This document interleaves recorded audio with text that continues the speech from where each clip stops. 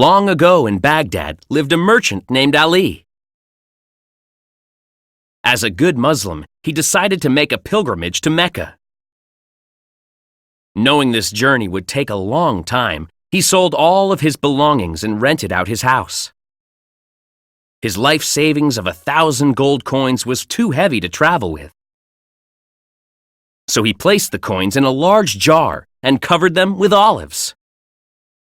After sealing the jar, he took it to a neighbor who was also a merchant. "My friend, I will leave for Mecca tomorrow. May I store these olives with you until I return?" The merchant, whose name was Mahid, handed Ali a key. "Put your jar anywhere in my warehouse. It will be safe and untouched until you return." Ali's journey took much longer than he had expected. After Mecca, he traveled further, exploring the wonders of the region. Soon, 7 years had passed. Mahid had forgotten all about Ali until one evening over dinner. "How delicious some olives would be," Mahid's wife remarked. "Actually, we have some. Remember the jar Ali left with us? He has been gone so long that I doubt he will ever come back. I will check to see if the olives are still edible." "Olives cannot keep for 7 years. Besides, you shouldn't break your promise to Ali." Mahid gave in for the moment. But later that evening, while his wife was asleep, he sneaked into the warehouse. Opening the jar, he saw that the olives at the top were moldy. But then, something shiny caught his eye. "Gold!" he greedily whispered. The next day, he emptied the jar of the gold, filled it with fresh olives, and resealed it. Ali returned the following month and retrieved his jar from Mahid. To his dismay, he found no gold. He angrily went to Mahid. Mahid, however, denied stealing the gold. "You placed the jar in my warehouse yourself. You retrieved it, and it was still sealed.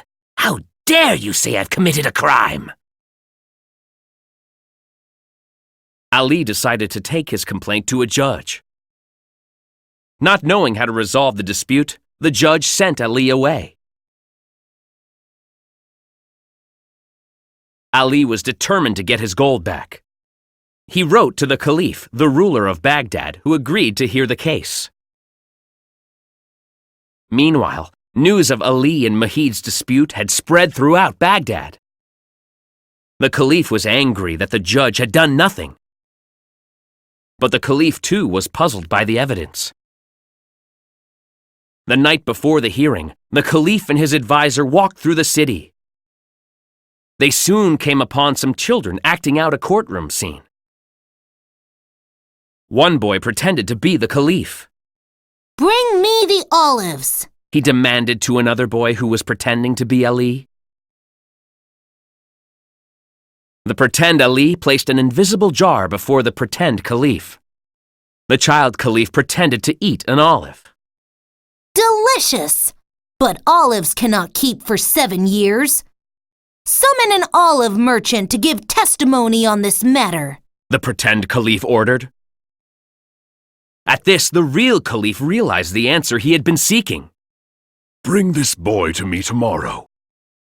And remind the real Ali to bring his jar of olives," he whispered to his advisor. "Bring an olive merchant as well." The next day, Ali and Mahid stood before the Caliph. The child Caliph was nearby. "Today this child shall hear your case and give you a fair verdict," the Caliph said. Ali and Mahid both pleaded their case to the child, who seemed uninterested. Then the child called to the olive merchant. "Taste an olive," the child instructed. The olive merchant was irritated at being given orders by a child. He looked to the real Caliph, who nodded approvingly. And so the merchant tasted an olive. "Does it taste like a 7-year-old olive?" the child asked.